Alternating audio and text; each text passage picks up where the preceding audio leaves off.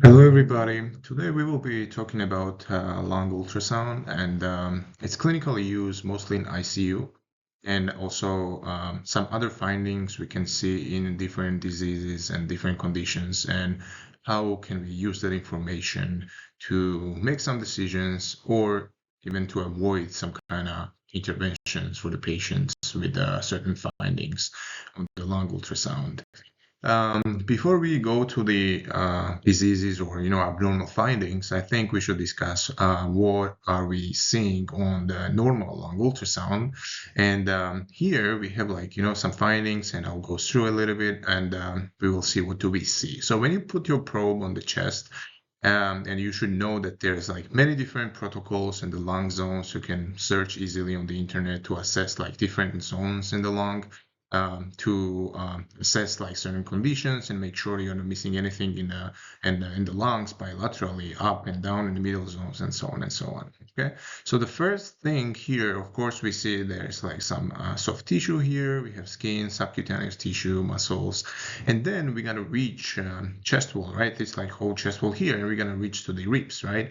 And to identify ribs on the lung ultrasound is pretty easy, because here you can see one rib here, and then another one is also here. But the main thing you paying attention is the rib shadows. So if you see rib is not, transmitting, or it doesn't, the ultrasound beam doesn't go through the rib, so it gives you like this shadowing on your ultrasound machine. So that's kind of easy way to identify the ribs and its shadows. And here we see like two ribs, and that's the perfect thing to do, because you want to assess your lung in between the ribs, and you should align your probe in order to visualize at least two ribs and the space in between them. And here in the space in between them will be filled. Definitely, we know that between the ribs we have some neurovascular bundles and so on and so on. But main thing we should see here is this white, sharp white line, which is pleura. Okay, so this is a main thing to identify.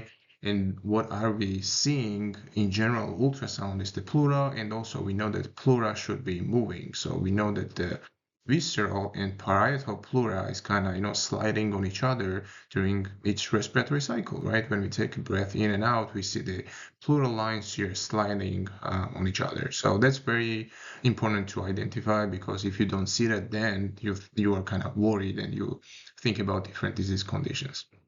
Okay, and then after the pleural line, we know that the ultrasound doesn't really like air, right? We know that it really like dissipates pretty easily into the air, and we should not see anything when the ultrasound, touches the air. That's why we usually use the gel, right? But we see some kind of things below this pleural line, right? So we know that there's a lung tissue, we know there's alveoli, and also we see some kind of lines here. So these are the lines, we call it A lines, okay? So, and you should know that actually these A lines, it doesn't really exist. It's just an artifact on the ultrasound, and we call it reverberation artifact. So what it means that this pleura itself is pretty strong reflector. So it reflects your ultrasound beam back and forth, and gives you this kind of same artifact, same, appearance on your, as it is in the real pleura. Okay, so you know that the reverberation artifacts on the ultrasound are the A lines now. And then here again on another picture, you see these A lines here. So it's pretty normal finding, and that's what you want to see on the normal ultrasound of the lung. Okay, and if you put the M mode on your ultrasound, you should see some findings too, right? So the first thing you see here again is it's gonna be your chest wall, your soft tissue there, some maybe muscles and skin and subcutaneous tissue, and so on and so on. Here you can see again this white line, which is your pleura, and it's pretty strongly, appeared on your monitor and the screen on your ultrasound machine. After that, we have this kind of, weird looking thing, right? And that's what we see in the normal situation. And if you see out here as well, we have this A line, and you can see some A lines here in the pleura, and after that it's lung tissue, we know that, which is filled with the air, and some interstitium there, alveoli, and so on. And this is normal appearance of your lung, and we call that seashore sign because it looks like seashore. You can see like some kind of sandy appearing material, I guess, not material, but sandy appearing picture on your ultrasound screen. Okay, so that's going to be your normal seashore sign on your M mode. of your ultrasound. Very important thing on ultrasound is B-lines, which we frequently see, and it usually represents these kind of vertical lines here. You can see all over in every rib space. If you take, this is your rib space here, this is your shadow, another shadow here, and I guess this is also another shadow. So you can see all these vertical lines instead of like horizontal normal A lines.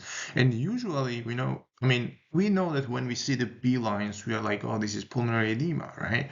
And that's it. That's the most like common thing to see in the patients, especially in ICU or maybe in cardiac ICU. And we are kind of, oh, maybe patient needs diuretics, and maybe patient's heart function is not that good.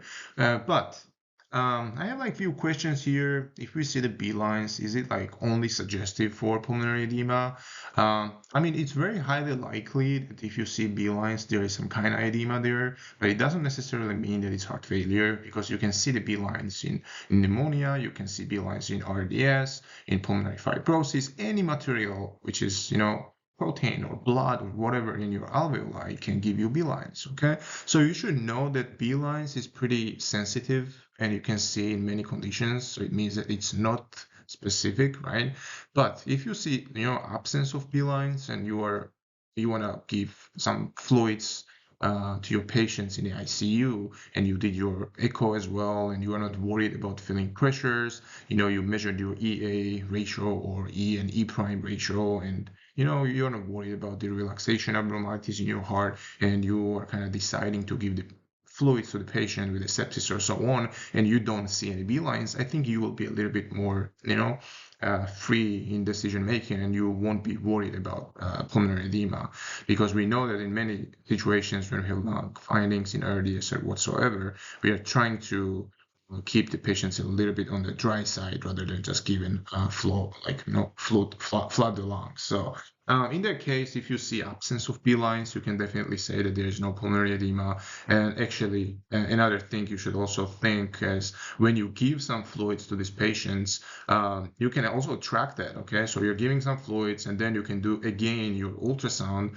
lung ultrasound, and if you see that patients are getting more B lines and you see more vertical lines are appearing, you might stop at that point, right? And maybe you need to start your pressors and so on, right? So it's kind of dynamic measurement, and there's actually a bunch of studies, and they compare, like giving fluids and how many B lines they count, and after giving diuretics, if they disappear. And actually, it's pretty nice, results on that, and it's very like obvious dynamic measure for like, I don't know, maybe even fluid management of the patients and so on.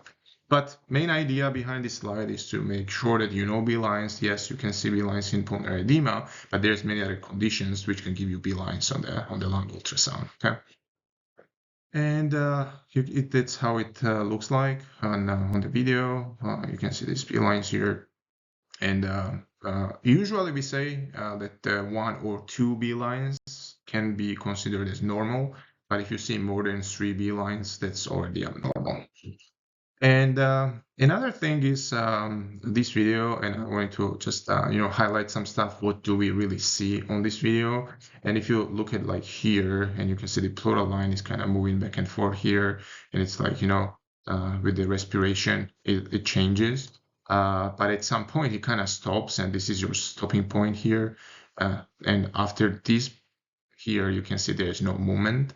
So what we call this is lung point, and the lung point can be seen in pneumothorax. So if you imagine your lung is kind of collapsed, and this area here is moving, and area here is already kind of collapsed lung, so there's nothing here, so you don't really see this pleural movement, like visceral and parietal pleura is kind of already separated in this zone, so you don't see it anymore. And it's really kind of specific sign. I don't want to say numbers, because there's like a bunch of different studies, they say like different numbers, but I would say all of them are saying that it's almost like at least more than 90% of the, or 95% of the specificity. So it's very specific sign. If you see that, you can definitely rule in the pneumothorax. So that's gonna be your, like if you imagine how pneumothorax and lung point works. So this is gonna be your area of the lung point. So you can see here you still have lung tissue, which is attached to the chest wall and, parietal pleura. So when you take a breath in and out, you can see the sliding. But if you put your probe here in this area, you definitely won't see any lung sliding there, right? So it's gonna be frozen line. There's no movement of your pleural lines. Okay, so I think it's easy to imagine what's happening if we have pneumothorax, which is collapsing your lung partially. But if you see like fully collapsed lung, imagine, and you don't touch your chest wall, you won't be able to identify pneumothorax with a lung point. Okay, so you should also consider that. But I think in that case, the patient will be, obviously distressed, or you will find a lot of different physical findings as well, if that's the case. And if you put an M mode on the lung point and on the chest, like in between the ribs, you can see here ribs and shadow, and you can put the M mode. So we said that there's seashore sign in the normal situations, and if you like carefully follow this, there's your seashore sign like in between these here and like this area, but then you can see this area is kind of changed, right? So this area here looks like that it resembles this one, right? So that technically we call, I will show you later in the picture as well, but this is the sign of the barcode, which is alternating. And here you can see this is sandy appearing kind of area. So we call that this is seashore sign, right? So this is alternating because imagine your lung is sliding like here and then it stops and then again goes back, depends on your respiration cycle. And it kind of gives you this alternating seashore and the barcode sign. So it means that here lung is moving and then suddenly when you expire, it kind of goes away. So you have just nothing there. So there's no movement at all. So it gives you this alternating shape on your M mode. So it's also like kind of, I think very important thing to do for the M mode and see if there's any alternating findings, and it can, get you worried. And I took this from the internet as well. It's pretty nice slide, and you can find it in the Google, I think. So this is like same thing I mentioned. We have normal lung, and you can see this positive motion, which is seashore sign. And then we have pneumothorax, for example, and there is no motion. That's what we call barcode or stratosphere sign, right? But another thing, I just took this picture, but I wanted to say something about the barcode sign. Is that if you see this doesn't mean that you really have pneumothorax, and I can say that no, because there's like many other conditions which can give you absence of the lung sliding, and it doesn't necessarily mean that you have pneumothorax. And here I wrote this slide exactly for that purpose. We can see barcode sign when there is no lung movement, like pleural movement there, when if we have, for example, patient with apnea, or you have trapped lung, or maybe there's mainstem intubation, and maybe patients had like prior pleurothesis, right? So there are many other conditions as well. You can search it up, but the main idea of this slide is that, okay, you see there's no lung sliding, but it does not rule in your pneumothorax, okay? If you see that there is lung sliding, you see perfectly fine pleural line, and it's like there's a movement in and out while you're breathing, yes, definitely you can rule out pneumothorax, and you can say there is no pneumothorax in that zone you are checking. But if you see that it don't move, you cannot really say, oh, it doesn't move, so it means it's pneumothorax. No, it's not. You should know these conditions, which can give you the similar appearance on your ultrasound monitor. Okay, so that's a very important thing to have in your mind. Another thing you can see on the ultrasound when you are checking, liver, or maybe you're looking for pleural effusion or whatever. For example, you have a chest X-ray, right? And you are kind of concerned: is it like atelectasis? Is it like mucus plug? Maybe it's a consolidation, and maybe there's fluid which needs to be drained, and you are kind of on X-ray, it's very hard to differentiate sometimes. And then you put your probe on the patient, you see this kind of finding, and we call this hepatization. And if you remember from the med school, pneumonia has like certain phases. You can have initially, inflammation, eventually you accumulate fluid in the alveolar sac, and eventually it gives you like this consolidated tissue in the lung. And here it looks like the liver, right? So this is your liver here, and this is your lung. Even on the ultrasound, it looks like liver. So that's why we call it hepatization, right? That's all. There was in the past, it was kind of gross description on autopsies, consolidated lungs really looked like a liver. That's why like terminology comes from. But on ultrasound, you can actually see that in the real life. And sometimes also you can see air bronchograms, like these kind of white small dots. It's not obvious here on this picture, but sometimes it's very, very obvious. And when you see that, you know that there's consolidative process. Maybe there's pneumonia going on. And that's kind of important because you know that now you don't need to tap the patient. There's no fluid, it's consolidation. So that's pretty important to know. One thing I also want to kind of put in here is endotracheal intubation confirmation by using ultrasound. I don't really, I mean, in institutions I've worked, it's not really, gold standard practice so far. We go towards the classic methods when we intubate the patients. We use, capnography and listen to the lungs and so on and so on. But if you imagine like, the patient with like challenging habitus, I guess, and it's very hard sometimes to even hear lung sounds, or maybe they have like a very bad lung condition, including ERDS or whatever, any lung problems which can give you like, decreased breath sounds. I think it's very nice method to confirm your ET tube, if it's in the trachea or in the esophagus. There's like this is like meta-analysis from 2020. That was great work by these authors. And here on the pictures, I just put it from the internet. This is your trachea. And this is your bullet sign we see, and you can see the tube here. And then actually, if you intubate the patient in the esophagus, you can also see actually the esophageal intubation on your ultrasound as well. So I think everybody should know about this. And sometimes we don't really use the ultrasound during intubation. We don't use it either in my institution now, but it's good to know about it. Okay. So I think that's gonna be the discussion for today, and thank you and good luck.